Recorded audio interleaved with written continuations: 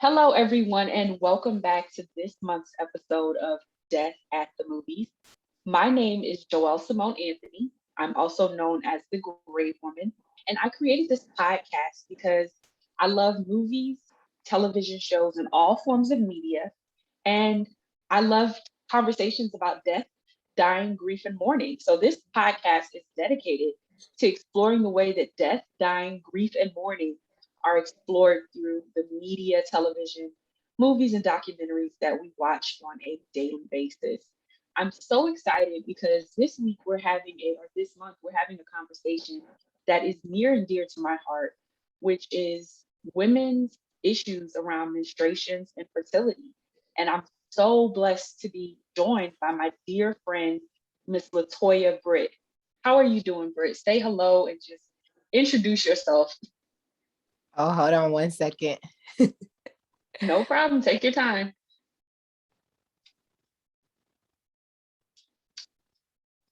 Hey, everybody. How are you guys doing? I am LaToya Britt. I go by Britt most of the time, sometimes to different people.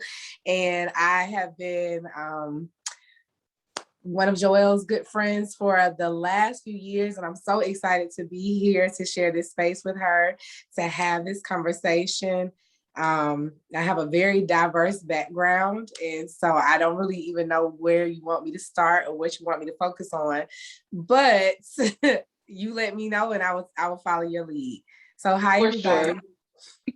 For sure. I'm just so happy to have you. And like you said, the thing I so glad about not only is that you're my friend, but you have such a diverse background from working with cancer patients to now starting your own business and empowering women to really embrace their bodies and offer a treatment that gives them so much confidence, which we're going to get into in just a little bit. But the main reason I wanted you to join me today for this podcast is because I know that, like myself, you struggled with issues around maybe not fertility, but definitely menstrual issues. And a lot of times when we explore menstrual issues, not mental issues, but menstrual issues in our society, especially in film and television, women are depicted as crazed, over emotional, and just out of balance, hypersensitive individuals. However, in reality, our menstrual cycles really cause us to go through a lot of changes on a daily, weekly, and monthly basis. So to get started, I guess I want to just start by asking is, who taught you about your menstrual cycle? What did that conversation look like for you? And when did you have that conversation for the first time? Oh gosh, this is so interesting because that is so loaded. I got my menstrual cycle when I was 9 years old.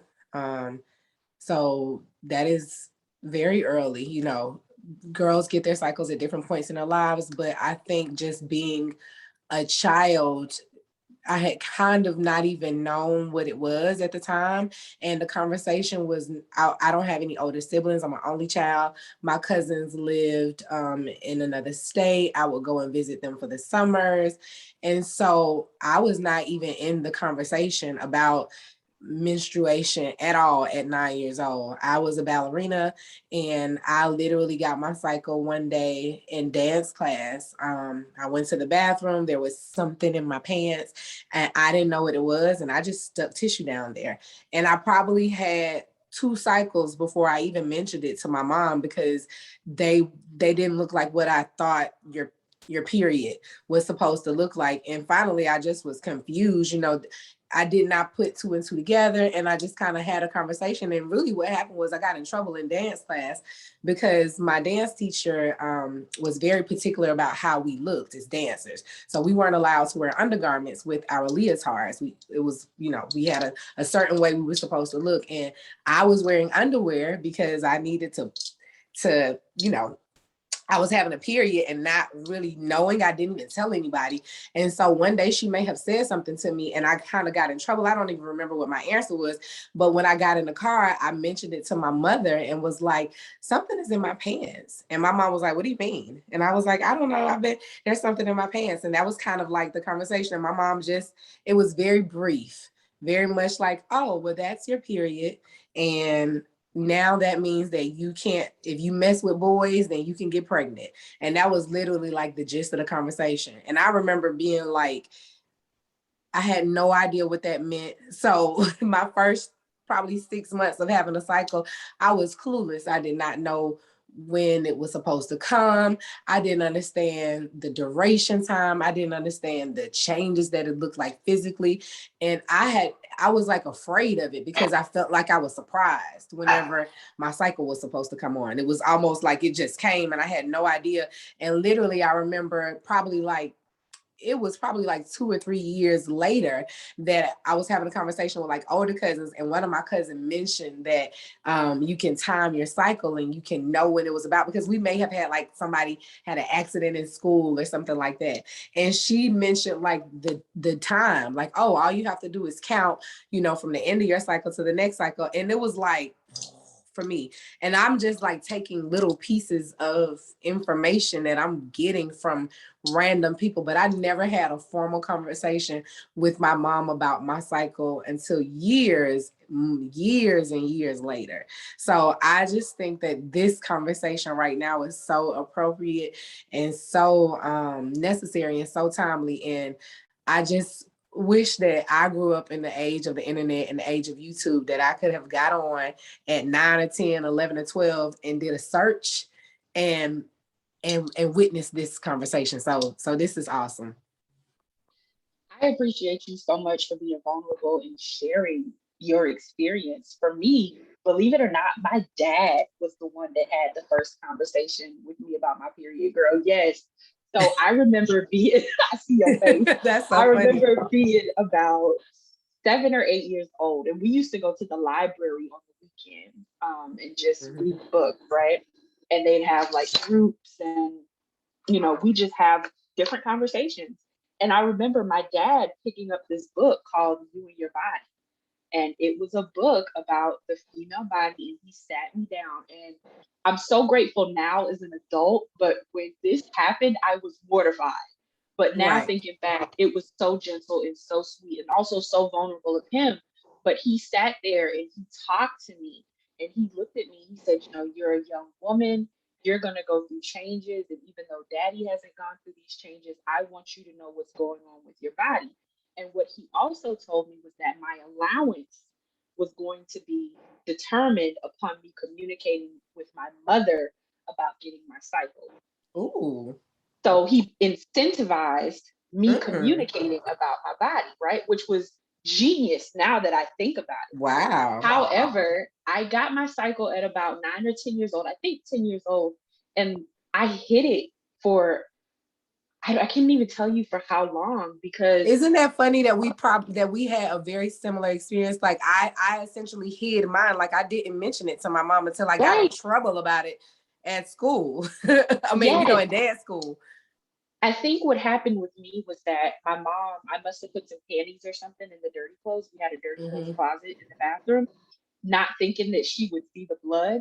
And I hadn't told her that I had started my period. And she was mortified. Like, she was shocked. She's like, if you don't tell me what's going on, my assumption is someone has done something to you and we need to go talk to the police. So either you need to communicate something that's going on with you, or we need to find out what's going on with you. So at that time, I had to tell her, this has been happening for, I can't even remember how long.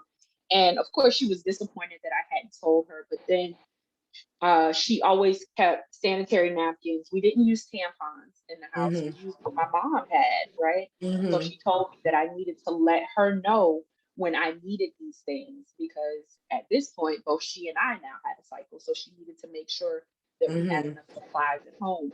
My dad, of course, was kind of upset because we had this conversation, but I didn't get in trouble for it or anything. I can't even tell you why I didn't have a conversation with one of my parents, letting them know this had happened. When I got my cycle, I was actually on the phone with my best friend, who is still one of my closest and dearest friends now.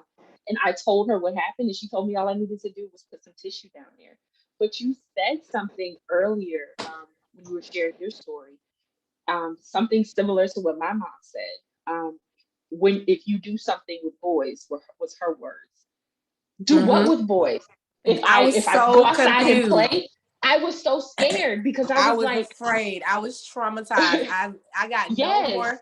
I got no more conversation about that, and I instantly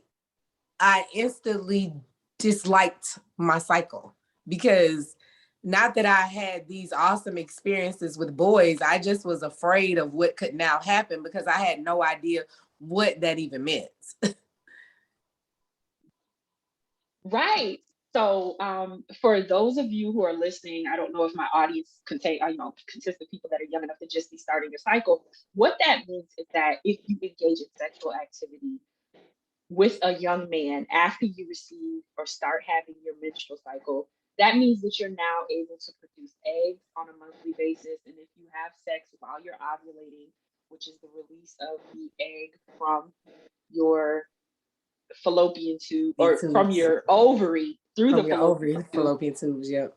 you can now become pregnant. It doesn't mean that if you go outside and play with your friends or whatever, do random activity with a young man that you're gonna get pregnant. So you don't have to live with that fear. We're clearing that up for you. And another reason that I'm so happy to have this conversation with you, Britt, is because you have a history in the medical field, working. Was it OBGYN that you said you did? You did something with babies and women. What did you do? Initially, early on in nursing school, I was always fascinated by pregnant women. So I wanted to be an OBGYN. And my last rotation in nursing school, so I didn't warm that up, but my background is in healthcare. I'm a licensed nurse practitioner. My specialty is oncology. So that is the study and treatment of cancer patients and their families. But originally I wanted to be an OBGYN. And it's so funny because it's just so telling about how people can say things to you. I had an aunt who steered me away from that. And what she said was, I was always fascinated with pregnant women. I was just always fascinated with pregnant women. And so I wanted to be an OBGYN. And she was like, you don't want to do that. And when I asked her why, she said something very vulgar, but it What did was, you can speak freely? yeah, she said, well, you'll just have to be sticking your hand in people's coochie all day. And I was like, because I had not put that concept together. And then I wondered, so then I initially took on the, well, what does that mean? And what does that say about me if that's what I want to do? So Right. I steered myself away from that. Guess I don't want to do that, or that must not be a good job, or blah, blah, blah, blah, blah. Years later, I went back to nursing school. So I ended up being a teacher. I was a teacher for a while. I transitioned from that career and started nursing school. I wanted to be a labor and delivery nurse because I was always fascinated with pregnant women.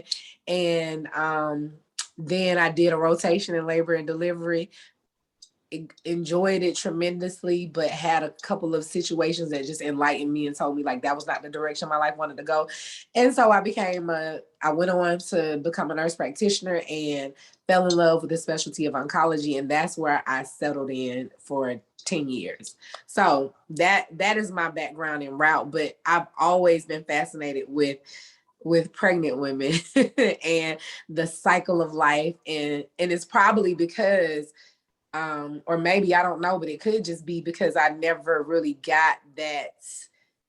I didn't get an introduction into womanhood the way that I think that I should have. And no fault to my mom. She was a young mom. And I think she was probably really overwhelmed because, like I said, I was like 9. I think she just was probably like blindsided and hadn't prepared for that conversation.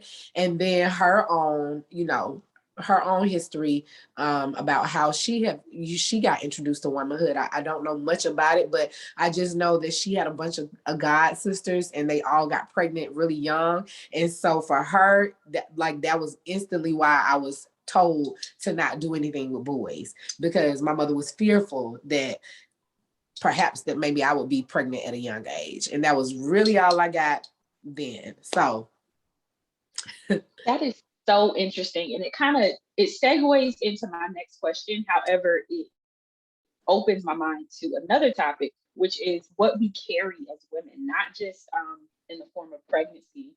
We are talking about menstrual issues and fertility issues, but so much of what we carry is based on traumatic experiences that we have Mhm. when we are younger, i.e., the conversation or lack of conversation of us communicating with our mothers about our cycle. Um, I wonder how much more powerful and how much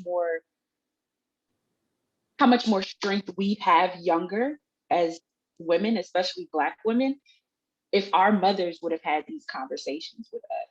But that could have Oh, only happened if their mothers cultivated a space where they felt safe having those conversations. And that is the reason and the motivation and the intention of this conversation. I am working very hard to break a lot of generational, not so much curses, but mhm. generational Behaviors, perhaps. imbalances and Mhm. restrictions that were unintentionally placed on me by mothers, grandmothers, great grandmothers, going down the line of, lineage. And I'm just so grateful for this conversation. So to tie this into the theme of the Let podcast, me before how we move on, let me piggyback on that. I think as a Black woman in America, I think some of that, like for me and you both to have a parallel or very similar introduction into womanhood and, the conversations about our cycles. I think that it would be, I think that for me, my perception of this is now I really just think about things culturally and lineage. I feel like probably the reason why my mother didn't have the conversation and perhaps her mother didn't have the conversation and perhaps her mother didn't have the conversation is some of our traditions have gotten lost in our ancestry. And so there are many, many, many cultures that celebrate um, the transition from a child becoming a young woman, and at the onset of a cycle, that is when you celebrate the young woman, and that is when you tell her what that means, and she understands, and young ladies go away and get nurtured and get poured into, and it is a celebration, and they are very aware and they know what to expect. And that didn't happen for me, and perhaps it didn't happen from my mother, and it didn't happen for her mother. And I think some of that could have been lost in tradition, in knowledge, because of the enslavement of Black people in this country. And so perhaps they lost that, that knowledge, that understanding, that awareness, that need, that desire. Because as I've grown and as I've matured, I've found that knowledge, I found that information. I've been aware that, wait, there's like, it's celebrated, cultures have the quinceañera, or native cultures have young ladies that, do certain things. And I didn't have any of that. There's nothing that I know in my own culture right now as a Black person in America that highlights that. But I feel like that wasn't always the case as a people. So yeah, I just wanted to say that. I just think that's oh important because God, thank you for sharing that. it's made me wonder. And I'm only remembering to say that because I remember maybe like last year or the last couple of years, I'm a big fan of Erykah Badu, and she celebrated one of her daughters, and she shared it very briefly on social media. And it was basically the title, or the whatever she shared. Maybe your viewers can find it. She shared that they were celebrating her daughter's transition into womanhood, and her godfather was present, her father was present, her other siblings was present, grandparents were present, and we only saw like a snippet of it, but it looked beautiful, and it just touched me. And almost I was slightly envious, but I was also just like proud to see that, like you said, she was being intentional and probably breaking or changing the history of her family by showing that and honoring her daughter, and enlightened everybody or it enlightened me watching it. And I was like, ooh, if I have a daughter, or hopefully, if I have a daughter, or if I am asked by younger cousins or younger family members, like that's something that I would want to include in my family. So yeah, I just wanted to say that. I thought that was special. I Yes, thought that you was better speak powerful. about it. I love it. That is so powerful. And now that you're speaking, I'm thinking back to like when I was growing up, And my grandmother used to throw tea parties for us. We called it a time for tea, right? And now that I'm thinking about it, those tea parties correlated with Your that time cycle? of the month. And now I'm like, my grandma was honoring that. Yeah, and I See? didn't even put those two together until you just said that. But of course, that was like in teenage years. But we would call it a time for tea party. Mm-hmm. And even now, as an adult, when I go home, I have to add some pictures in here. My grandmother and I have, and even if I'm not on my cycle during that time, reinforces what you're saying about that community and that support of womanhood. Because like I didn't have guy cousins on my mom's side growing up, not close cousins. Um, Mm-hmm. well, I did, but not like that lived around us. But it was like just us girls, just having Mm-hmm. tea and making sweets and talking. So wow, you're so right about that. But my next question is, how do you feel like women's cycles and fertility issues are portrayed in film and in movie and television? I know the first thing that comes to mind for me is that classic scene from what's it called, My Girl, Mm-hmm. where she gets her cycle and she can't go outside and play for like a Mm-hmm. week. He's like, well, what was wrong with you? And she doesn't even know what to say. She's just like, I couldn't go. Like I had to rest. So how do you Mm-hmm. feel like we're portrayed as women around issues of fertility and our menstrual cycles in media?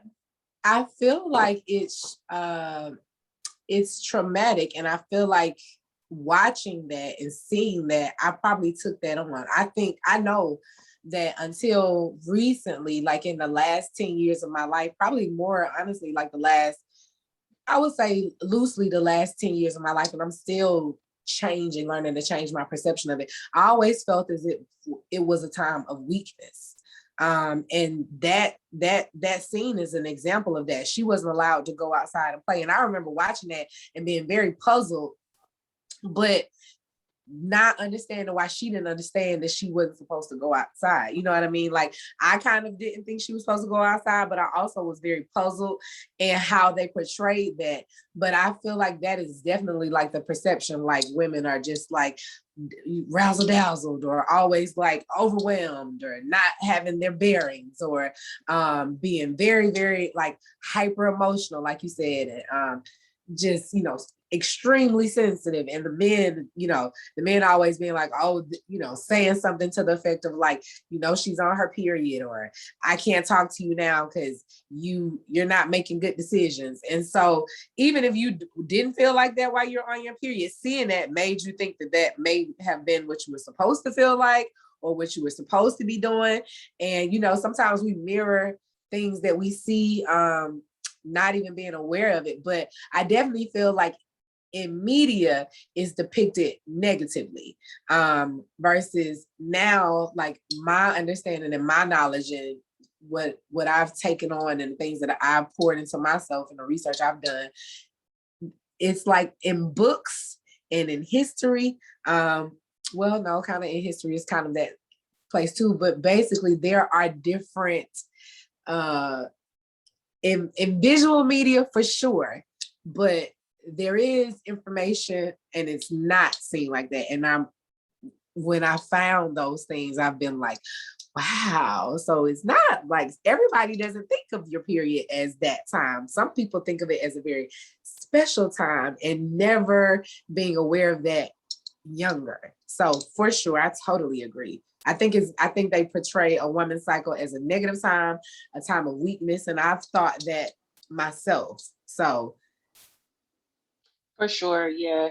I think there's such a contrast in the way that women and men are taught to carry themselves in professional environments and especially mhm, romantic environments around considerations of our menstrual cycle. Like men are taught, if you're having a hard week at the office, you need to get out and, go on this retreat or go bike riding or mountain biking or hiking or do some extreme sports to release all that energy because you're working hard, right?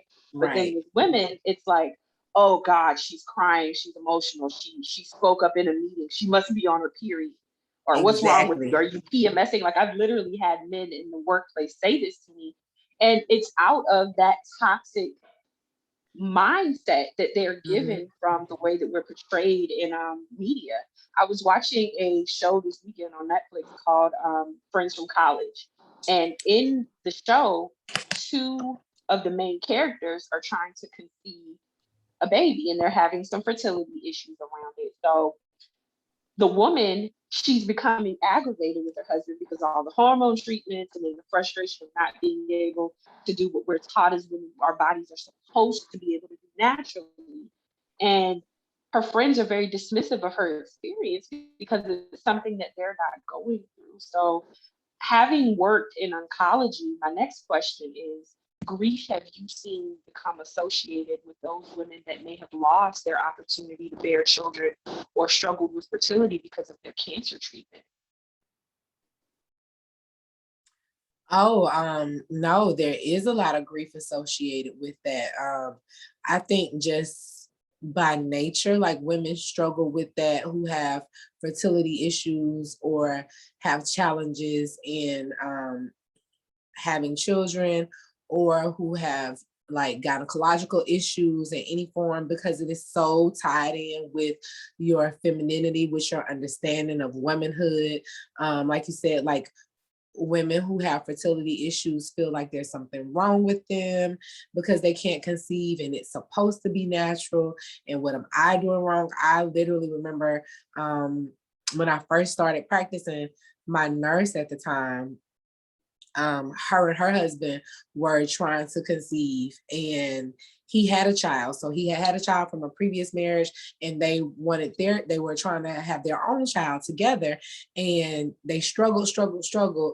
And finally they went in to start like having fertility treatments, and discovered all this time, my nurse at the time, she thought that she was the problem. I'm saying the problem. She thought that their inability to conceive was because of her, when really they discovered that it was because of him. He had a low sperm count. And so none of them thought that initially, because he had already had a child.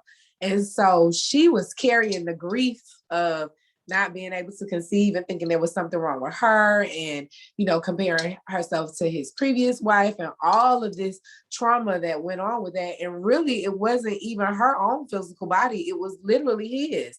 And just the fact that like that came so much, it came like, it was like a year before that became like the knowledge for them. And she instantly thought that it was her. And she instantly was grieving and instantly felt like she wasn't sufficient. And literally it was his sperm count. And so that alone just shows you. But women, definitely, there is a big grief portion in losing the ability. I remember having conversations with women who would like go into breast cancer treatment or any other kind of treatments where the chemotherapy at times can be very toxic to a woman, and there's a risk that you cannot conceive, depending on depending on your medical history, depending on the stage of your cancer, just depending on a lot of different things. Sometimes they'll ask you to have hormone treatments to suppress hormones so you won't have a period. And I won't go into detail about that, but women will have to accept that, and we'll have to tell them that information. And depending on where they are, women will literally not treat. I've had conversations with patients who would choose to not have treatment because they wanted to have more children. And now you're having a conversation with a woman about choosing her own life versus creating a new life, or being present for the children that she has. And it's such a touchy subject, because you're saying like, well, if you don't have treatment, there's a chance that this cancer may be more aggressive and limit the time that you have. Or like, that's just it's so touchy. Or trying to tell a woman, well, you have one child already, so just be mindful and be glad with that, and don't worry about having future children. Like, you're having these conversations that are like mind-blowing, but literally watching women process that and go, wait a minute. So like I don't get to have a choice in here, or I could be damaging my body and not being able to conceive, or depending on where I am in life, I don't know if I'm ready yet, or, so there is a lot of grief that comes along with that. And even myself being a provider, having that conversation, I would take that on because I am a woman and I do understand. And before I had children, I would literally just, have to be very sensitive and very mindful and understand that like medically it sounds like there should be a real obvious answer, but emotionally, spiritually, like realistically, that is not an easy decision that somebody can make. And sometimes, women have these conversations with their husbands and the husbands feel away, or the family members feel away. If you're the only female, if you're the, you get to an age and people start talking about your biological clock, and now you have to make this decision. So there is so much grief that comes along with, your menstrual cycle, your fertility, your ability to be fertile, what that means, your future, your children. And it's a lot. It's very, very heavy. I would loathe those conversations as a provider. That I would loathe those conversations. Yeah, I really admire you for even being able to have those conversations. And one of the things that I admire, and I think one of the things we bonded over, is that we've experienced similar issues as far as fibroids and endometriosis and ovarian cysts. And if you wouldn't mind, I shared last week on my YouTube channel about the surgeries that I've undergone, and actually having a ovary removed, and at certain points in my life being told that I wouldn't have children, only to find out now after having a second surgery that I can have children. And I look up to you and admire you so much because I know you've had similar experiences, and you actually gave birth to a beautiful baby boy 3 years ago. So can you share a little bit about your experiences and the changes that you made in your life in order to be able to conceive? Sure. So, growing up, so this topic is so interesting because I, like, when you asked me to do this, I just really had to like take a lot of insight and go like, wow, it has really been a journey. But I got my period at 9, at probably about 13 or 14. My mother put me on birth control because my mother put me on birth control. At the time, I had very heavy periods, and I was like the girl from the movie. I was just overwhelmed whenever my period came on. I had very heavy periods. I had really painful cramps, and so my periods drained me a lot. And so I would want to go to school, and so my mother decided that we needed to get some help, and her answer was like, oh, okay, well, I know that birth control helps with these symptoms, and I'm going to put you on birth control. She later told me that she did that because she was afraid of me getting pregnant early, even though I didn't become sexually active until I was almost 19 in college. But I was on birth control at 13, 14 years old. And at the time it was to help manage my periods, my cycles. It did for many, many years. And so what happened is I went away to college, graduated college, and there was a time when I was having to transition off of my parents' insurance. And so now I was going to have to pay for my own birth control. And for me, because I was aware of how to get pregnant, I'm like, okay, well, I don't need these birth control pills. I'll just use condoms. And so I stopped using my birth control. Well, doing that, no one had that conversation with me. I did not understand. But what happened was my body went through a major, more or less like a shock, because I was getting these constant hormones for years from birth control. And then I literally just stopped.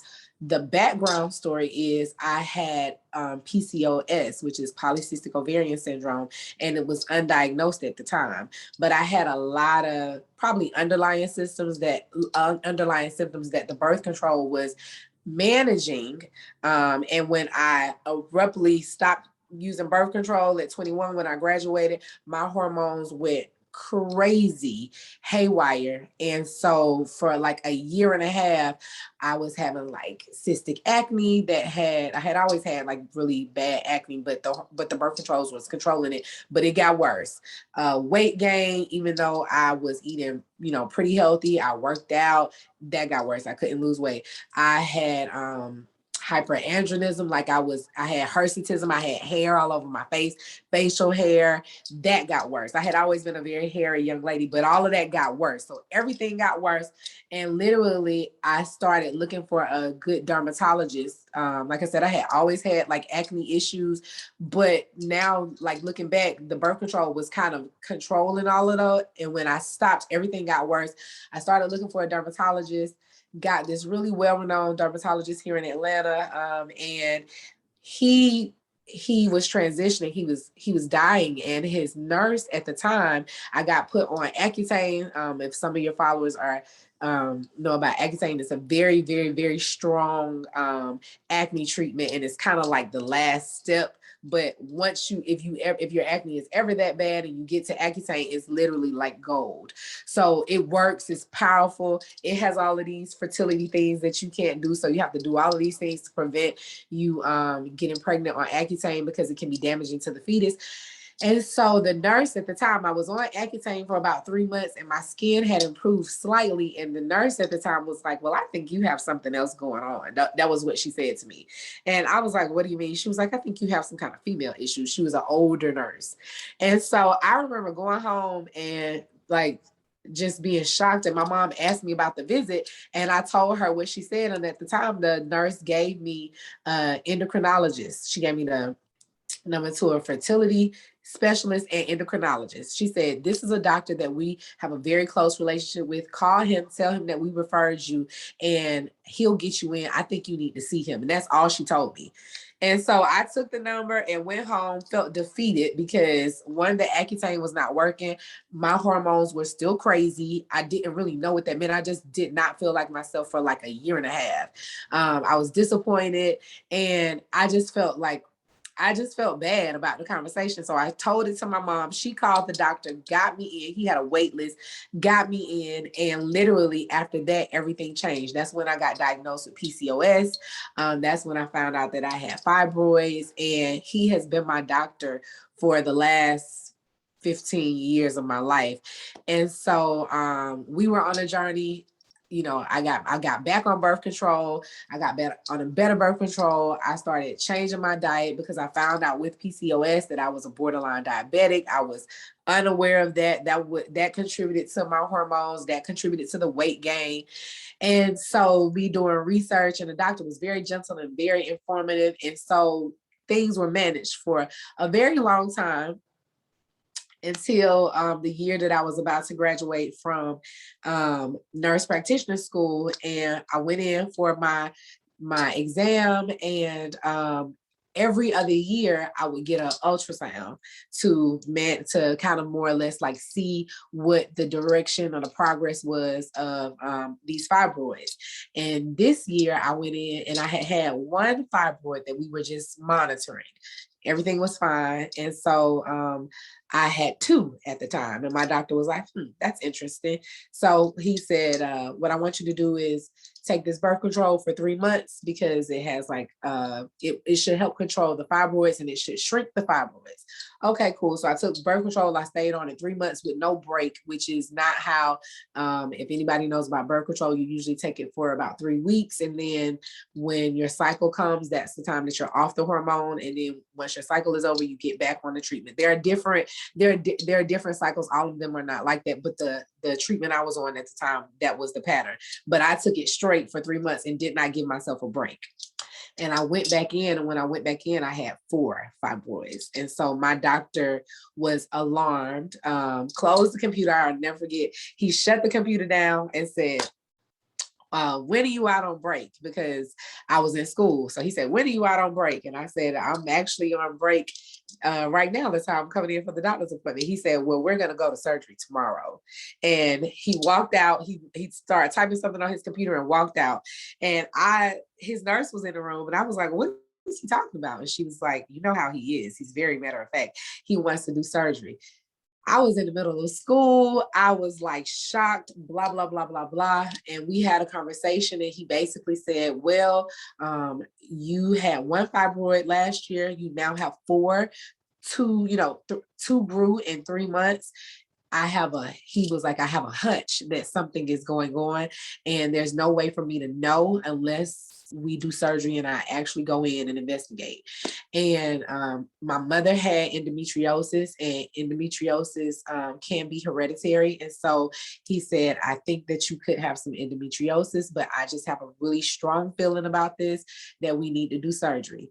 And I literally had about 3 days. We didn't have it the next day. I was in school. I called out my professors. I had to do all of this thing and we turned everything around. But literally the next week I went into surgery and I was very, very, very scared. And at the time I wanted to wait till I finished school. I had one more semester and I'm like, well, can I just do this when I graduate? And my mother said, if he thinks something is wrong, there's probably more that he's probably not telling you. And if your body changed that much in that amount of time, I think we should probably try to figure out and see what's going on. So I do appreciate that because I was just like, I was young and I was like, child, I do not have time for this. And I just didn't want to deal with it. I was just like, I was really scared too. And so I did surgery, had surgery, and I found out after surgery, I remember it's always been the nurses. I remember going into surgery and before I got put to sleep, before the anesthesiologist came in, the nurse just asked me how I was doing and was I afraid? And she said, what are you afraid of? And so I told her I was afraid. I had a daunting feeling that because my doctor was so matter of fact and he was so transparent, I said, he thinks there's more, there's something else going on. And I just don't want to wake up and not have my womb intact. I want to be able to have children. And so we did a prayer and I kind of settled and calmed down and I knew how long the surgery was going to last. So that was what I was doing. So I remember like, okay, we went back at 7:30. This should be an hour and a half. I should wake up around 11 and things will be good. So when I woke up and I came out, it was 2:00. And my heart sank. And I remember the technicians, I started waking up and that was the first question I asked. They were like having a conversation, talking about movies. And I was like, what time is it? And the girl said, oh, it's like 1:45, 1:40. And I was like, what time the surgery is? She was like, you got back to us at 1:30. And I just was like, whoa, like, what took so long? And so the doctor didn't see me that evening, but he came back the next morning and he called me Sunshine. And he said, Sunshine, I was so happy that we did that surgery. My goodness, you had 16 fibroids. And my heart dropped. And he said, but don't worry, I got them all. And I cleaned everything up down there. And later, when I went back, and I was kind of like in a daze and in a haze. And when I went back for my follow-up appointment, I found out I had 16 fibroids. They were inside of my uterus, outside of my uterus. And I also had endometriosis. And my doctor caught it in time, and it was actually going in the direction of my rectum. And so what could have possibly happened is I wasn't even aware of the symptoms of endometriosis. I was having painful sex, didn't know that sex wasn't supposed to be painful. It was my sex had been painful and just thought that in the movies, the women sometimes look uncomfortable. And I guess that's how it is. And he told me all of that. I had a really high pain tolerance. I had just been dealing with these uncomfortable periods all my life. I thought that's what it was. I didn't have those open and candid conversations like we're having right now. And so possibly what could have happened is if the endometriosis went undiagnosed, there's a chance that it could have turned into rectal cancer. And so all of that was saved. I followed my doctor and I kept going to him for years after that. And then maybe about 5 or 6 years later, so the conversation after that was, and I'll share this, after I had that surgery, I experienced a lot of grief. So I became depressed after I had the surgery. And it was a big dichotomy in my mind because I felt like I should have been thankful that I had endometriosis that I didn't even know about. He didn't know about. These fibroids were removed. sex shouldn't be painful anymore. My cycle shouldn't be uncomfortable anymore. All of these things that, you know, the surgery were beneficial. However, I instantly start feeling the weight of the fear of not being able to conceive, because the conversation that he and I had was, now that you've had this surgery and it was so intense, he said, I don't think I'll have any problems getting you pregnant. I think the issue will be you being able to stay pregnant, because your womb has been compromised, because I had to cut around and be mindful of all of those fibroids and removing them. So if you get pregnant, you could miscarriage easily, just because there's no way to know if you'll be able to carry the life. And so I was so sad. I was so sad. I wasn't even trying to get pregnant. I wasn't dating anybody. I wasn't in a relationship, but I was so sad after that surgery. And so I just carried that knowledge, like, okay, well, now I might have fertility issues. And when I got pregnant, it was a big surprise. My son was not planned. He is a blessing. But even my pregnancy was a high risk pregnancy, because I had this history, this gynecology history. And when I got pregnant, I called my doctor and told them I had took I didn't even believe I was pregnant. I had took a pregnancy test. It was positive. And I was like, but I think something is wrong. And so they were like, you know, they instantly started telling me, we will come in, we'll do hormones, we'll do tests. And I was uber pregnant, but my doctor was still a little hesitant.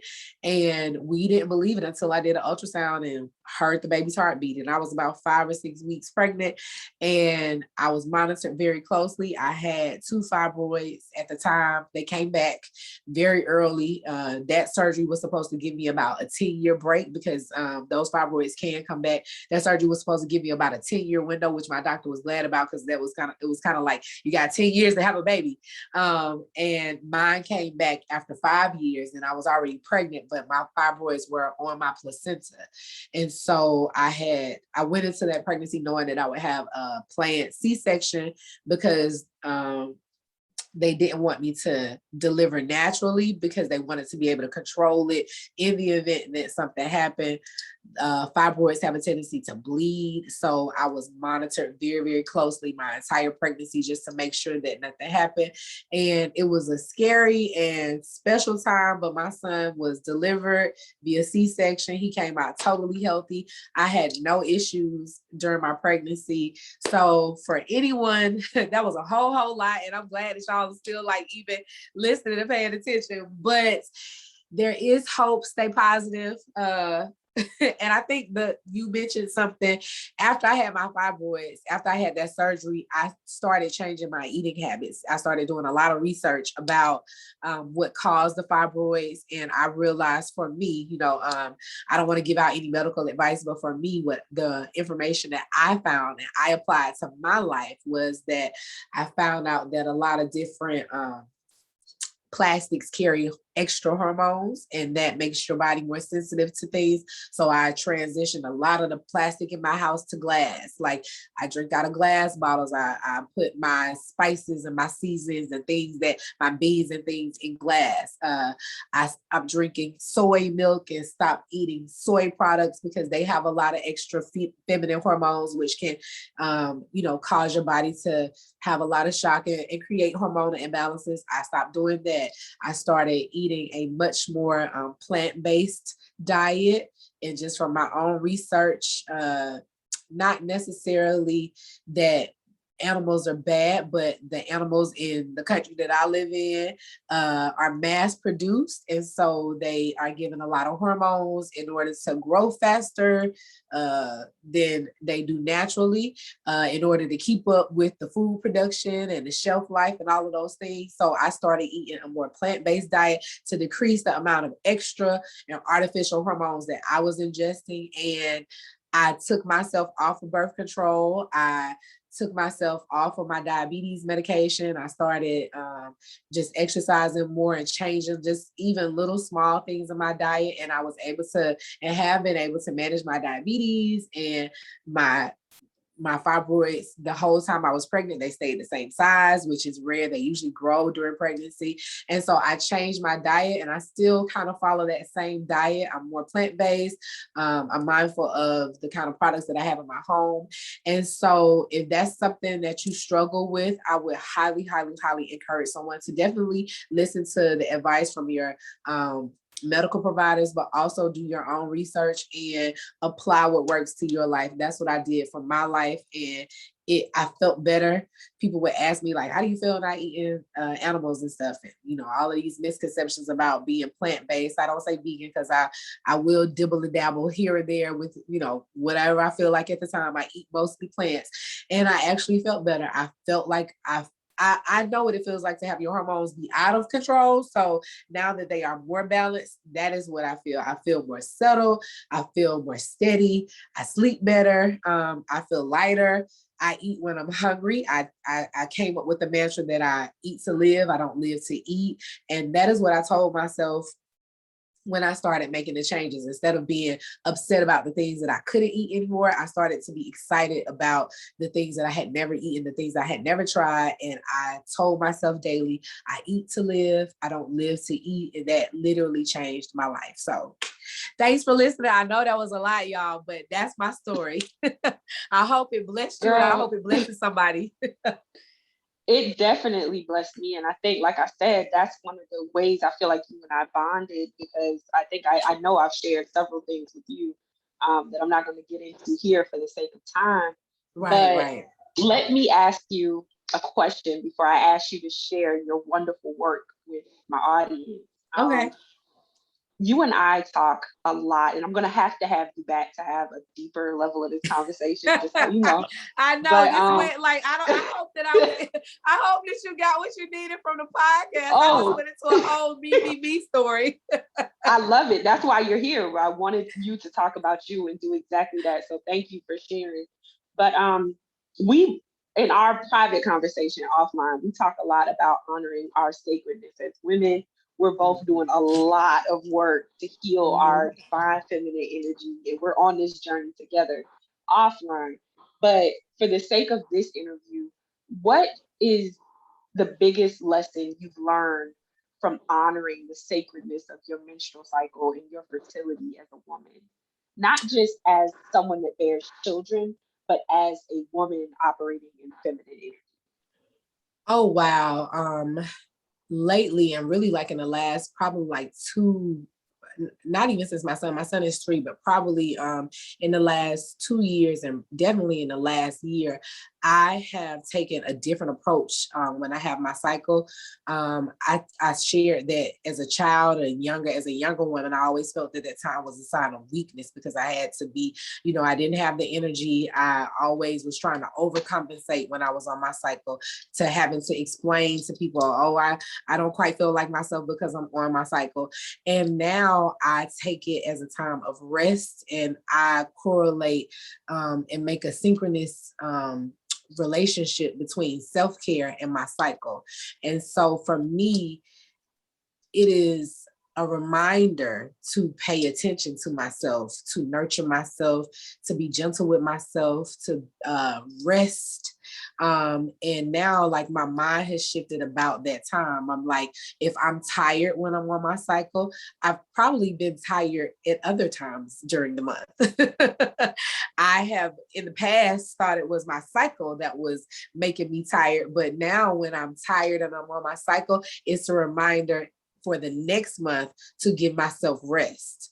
So I honor the fatigue that comes in that time, and I take it as, ooh, that's a reminder that if I'm tired, I don't have to push myself all day long. If I need to sleep, take time to sleep. I take the feelings and the emotions that come up. I try to journal during that time, and for me, my cycle now is a way that my body is telling me to pay attention to myself even more.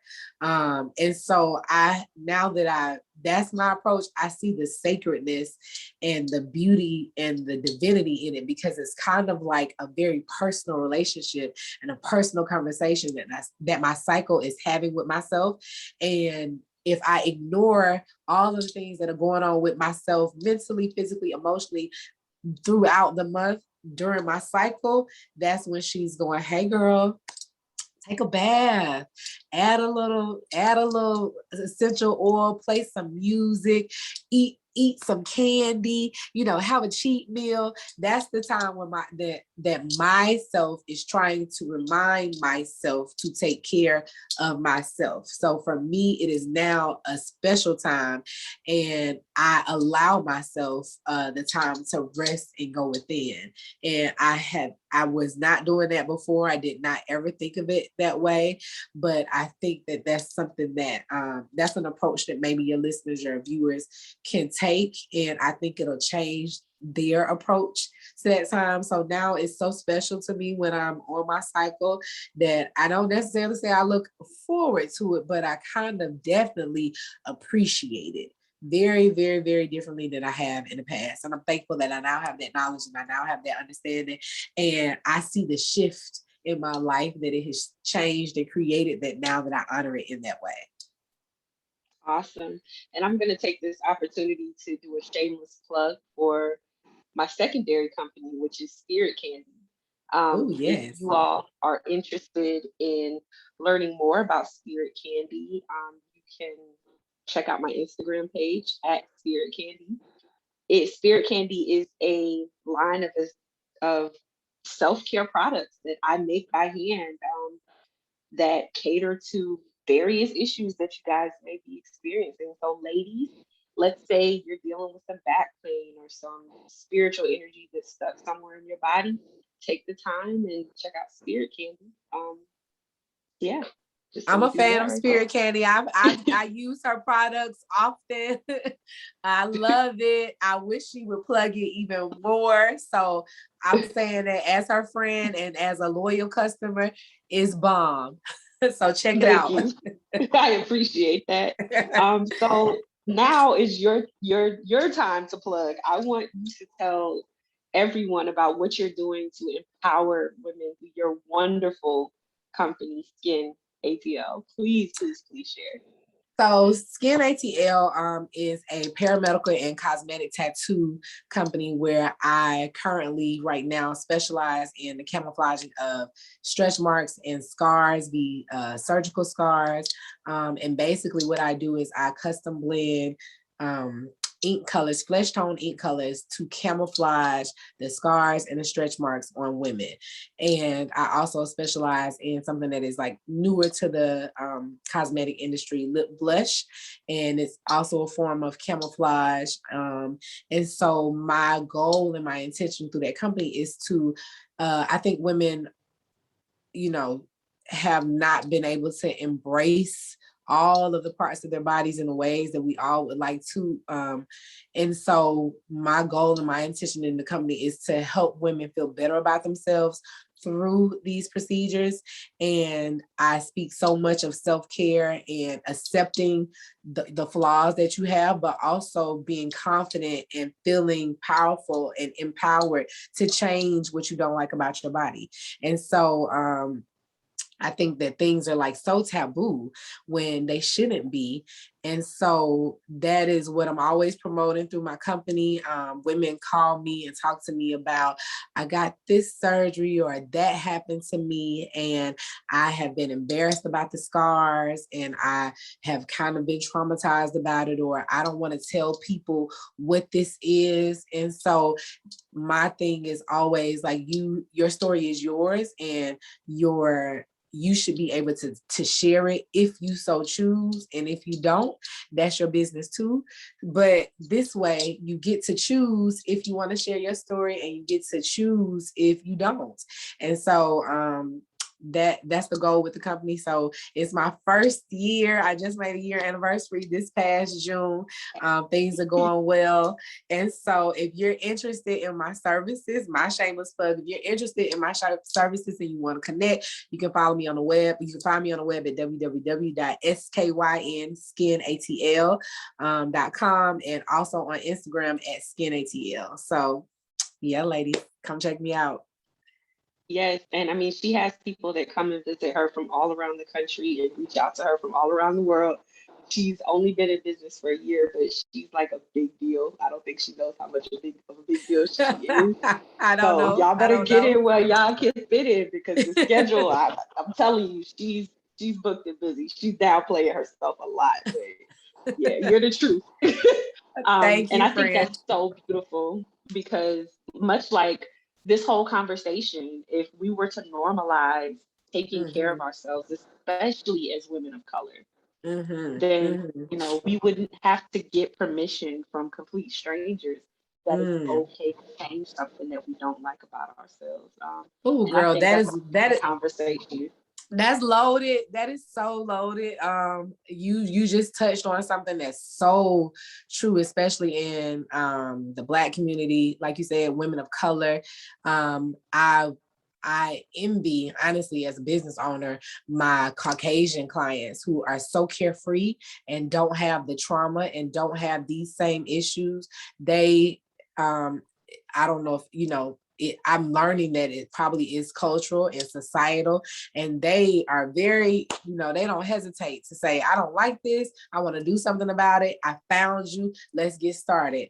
My clients and my women of color have the same feelings and feel the same way, but they have yet to feel empowered about it. And so what I found myself doing is trying to encourage them to honor their feelings and not to be embarrassed about it. And kind of like you said, I'm giving strangers permission to allow themselves to change about their bodies. And, not that I feel like that's a bad thing. I'm appreciative and mindful that I value myself in that way and I don't have those blocks, but it's so enlightening to see that, there's a whole section of women that struggle with that. So all of us feel the same way. All of us have these very common, similar feelings about ourselves. All of us want to have these same goals. And some of us don't feel like we can even say that out loud. And women are so happy to find me to have a conversation. And even sometimes like my clients, potential clients, they don't always treat, but people will say, well, I don't know if I'm ready for this, or I don't know if this is right for me, or thank you for being honest and you don't think this and blah, blah, blah. But I'm so glad that we got to talk about it. Like that's really what people want to do. They want to be able to have a space to say it, and they can't say it to their cousins or their friends or their moms. And because I do this, they feel so comfortable to talk about it. And I'm always like getting off the phone and going, wow, like, yeah, or just being like, yeah, it's okay. Like I do this all day long. All of my clients, I literally have repeat conversations over and over again with women. So I think that is so true, but I'm honored that people trust me to share their intimate feelings about themselves and that I can help them. Most importantly. So that is so true. And yeah, you touched on something. And that's probably a whole other conversation that you can invite so many other different women on to have a panel discussion, I'm sure. Yes. Next time we have you on, we're definitely going to be talking about transitioning from masculine, operating in dominant masculine to feminine energy. Because when I tell y'all, this is a journey that we have been on. Ooh, This child. is a journey. But yeah, definitely have to have you back on. Thank you so much for joining me and for joining us here today. You Thank supported you my so much business for so much. having me. I hope that I didn't scare anybody or offend anybody. I hope that this is the first time I've ever had this conversation publicly, but definitely probably in detail. And the fact that there's somebody listening, I did that. Like you said, this feminine energy, I am working on being vulnerable. So I appreciate you even asking me to come on here, because probably 5 years ago, not that I've ever been ashamed. Perhaps I probably was ashamed because some of that grief with this whole, like my past has been very, very, very it's just been very challenging, as you guys heard. But I did hold some shame with that. But I wasn't even aware that it was shame. I just didn't feel good about it. And after being able to conceive, some of that was lifted off of me. But and then in motherhood, just kind of being very present of the messaging that I mother and I parent with my own son is forced me to address that and take insight and take introspective about that. But I'm just thankful that you asked me to do this, because that's my story. And you and I talk about this all the time. Like, sometimes the reasons why each of us go through our own paths individually is because we can help somebody else, and we can share, and we can shed light.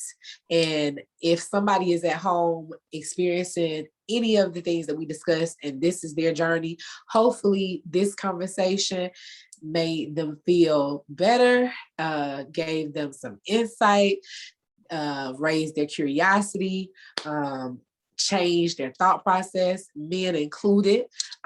Just being mindful of, wow, I never even thought about it that way. I never even heard about it that way. Or, I wonder, maybe I can do a little bit more research. Like I said, I grew up in an area where the information was in like encyclopedias and books. And if you kind of didn't know where to start or didn't know what questions to ask the librarian, you were kind of stuck. And the awesomeness to be able to just type in whatever your heart desires, and the internet gives you the information, and you can kind of choose here and look at this and look at that. It's so cool and so dope. So I'm just thankful to be here. That is me operating in my feminine energy to share and to be a beacon of light and be a beacon of hope, and provide some knowledge to anybody else who, is curious. You may not have any of these issues, but the next woman may be, the next man may be in a relationship with a woman is.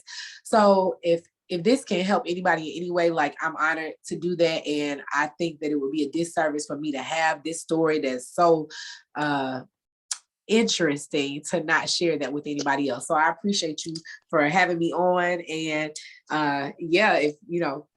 if anybody wants to further the conversation, I am definitely open to answering some questions here and there, in as much as capacity that I can. So for sure. Thank you for having me on. Absolutely. Oh, awesome. Well, guys, that's it. Thank you for listening, for watching, for joining us. As always, live life, love hard, and we'll talk to you next time. Bye, guys.